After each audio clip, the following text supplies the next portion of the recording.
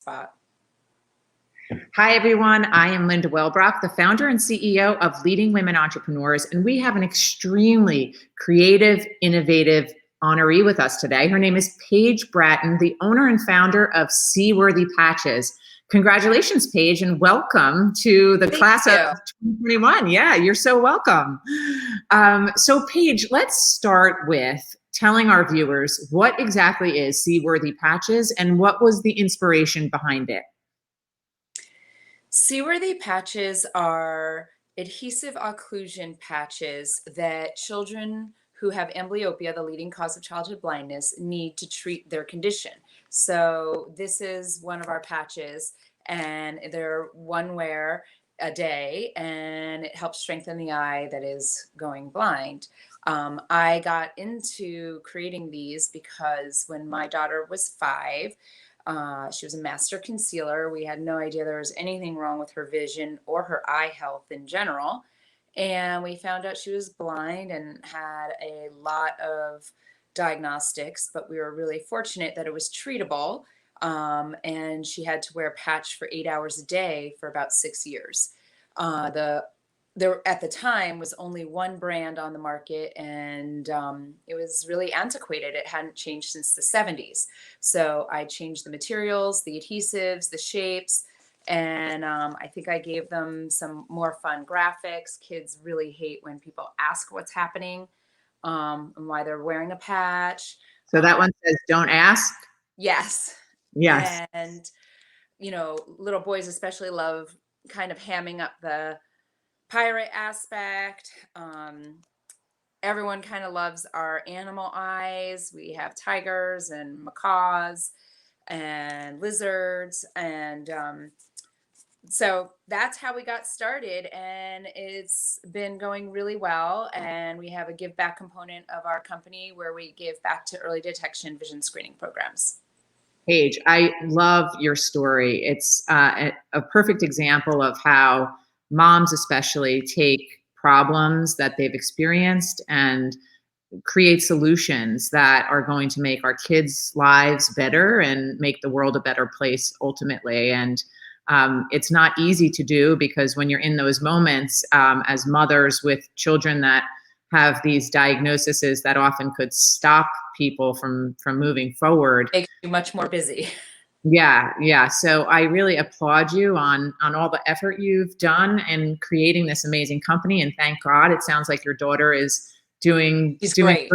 Yeah. So that's the most important She thing. went from someone who couldn't see starting kindergarten, trying to learn to read without vision, and she just finished 6th grade and made the dean's list. So God super bless. proud of her.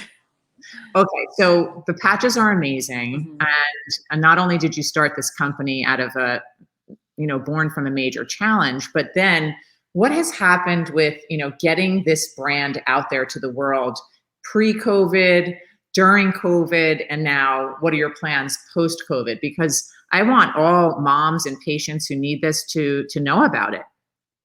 Right. So one of the things that was really, really important part of like my business plan was creating awareness campaigns. The American Board of Pediatrics says that every child should see an eye doctor by age 3. And it's not a message people really want to hear. We often take vision for granted if we see well ourselves. And there's really a lot more to going to the eye doctor than vision. It's eye health, retinal health, optic nerve health that connects your baby's eyes to their brain.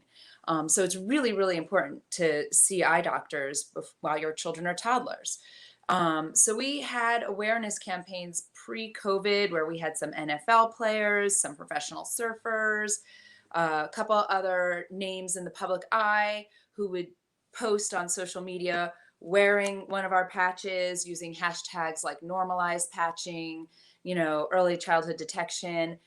There's so many foundations and organizations that help people who are blind and children who are blind, but preventative organizations seem to be less in the limelight. So that was where our focus was. Obviously, with COVID, a lot of publicity went wayside because the pandemic took the spotlight. Now that we're getting back to normal life here, I'm hoping to regain some traction. It's hard, but I've been focusing on trying to find people who are influencers who are also in the low vision or blind world. Becca Myers just made the Olympics for the third time as a swimmer who's blind.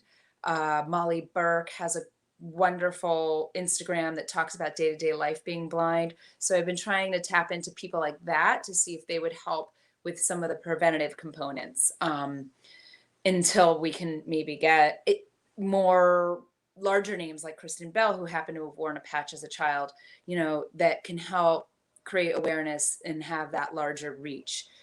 Because it's such a niche product, advertising eye patches isn't something that you're going to see on a television commercial break. So awareness helps have people be more educated about eye health, as well as knowing that the product exists when they need it. I think it sounds like a fantastic strategy, and I wish you all the luck with that. And it's so important to have influencers who've Yeah. experienced this challenge and overcome it, be a part of, like I said, the bigger solution here. So I Mhm. know earlier you mentioned that you give a portion of your proceeds to early detection screening. And as if you're not doing enough, I know that you're planning on giving back even more. What are your goals for that? So previously, I had primarily donated to local organizations. Just before COVID, I started to work with Vision to Learn, which is a Los Angeles based national organization that does vision screenings and gives glasses to elementary school children around the country. I'm hoping to reconnect with them and have our efforts, joint efforts again to propel more awareness. Between their connections and mine, we did have a plan laid out before COVID. So I'm hoping again we can reconnect and then just have more of a national platform to be able to give awareness. One of the other things that I've worked with that I've been trying to make Vision to Learn work with is every single community in the country has a Lions Club, and they're just the best because they just live to do vision screenings. And they're generally retired people, and they love going to elementary schools and seeing children, and they have all the right tools. They're well funded usually and have the right screening machines, and they're just really great to access. And I often say this when I talk about awareness, or when I hear from parents that have diagnostics from their kids and they're new and they're like, how do I help other people? I'm like, contact your local Lions Club, because they'll be happy to come to your school, and your school, I'm sure, will work with you to have them come there too. So everyone can work at their own local level too to help their community. Well, thank you. That's a great resource for us to know about. And I just commend you on all of the ways that you're giving back. Last question. So, Seaworthy patches started with one idea, and I know you've Mhm. expanded into other verticals. Can you tell us Yes. a little bit about that? Yeah, well, Seaworthy Patches was originally intended to help children, and it's been so fulfilling. I get emails all the time from parents so happy that this product helps their child not have a bleeding face, where other adhesive patches have strong adhesives and their kids' faces are bleeding. And that was really the goal. But more and more, I'm hearing from adults, many women with Bell's palsy, uh, eye cancer survivors, people who are just post ophthalmological surgeries. So the adult market was something I hadn't really anticipated. So I'm trying to grow and scale to a larger market than I understood existed.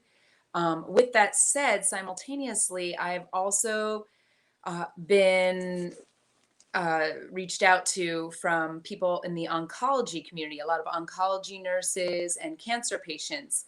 When most cancers have a chemo port to get chemo. And so we've shifted quickly to create port worthy. When you have a medical port, it can be a little uncomfortable. There's often ointments that can stain your clothing. And so people have found, for some reason, the shape and material and adhesives of our patches have been really helpful for those that have chemo ports. And coincidentally, when I had been reached out about this, my dad was going through lymphoma. So, Mhm. of course, I was really motivated to try to help this community as well. And so, this is one of our new cancer port patches. It's kind of fun because you get plugged in when you get your chemo, which isn't fun, but We tried to keep the designs light and easy, and this one is hope. And for some of the adults, and this works for chemo or eyes. It's kind of a little more mature floral than some of the kid ones. So that has been one of the ways we've expanded is into the cancer community. And the other direction we're working on is geriatric wound care. Often elderly people have crepe skin, really, really thin skin where, even if they just brush up against, a doorknob, it'll tear and break, and regular bandages will tear the skin when they remove them. And so we've had a lot of elderly people using our eye patches as bandages. I've been reached out, people from geriatric homes have reached out to me about it. And so that is in the works too. We'll change the shape and make them more a traditional band-aid shape, and hopefully help that community as well soon. And we're calling that Woundworthy.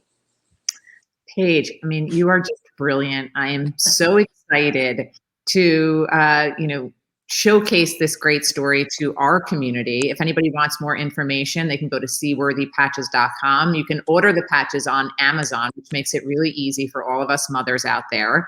And if you want to come cheer Paige on, she is going to be honored at our Top 25 Leading Women event this year on October 28th. So until then, Paige, congratulations and keep up the amazing, amazing work.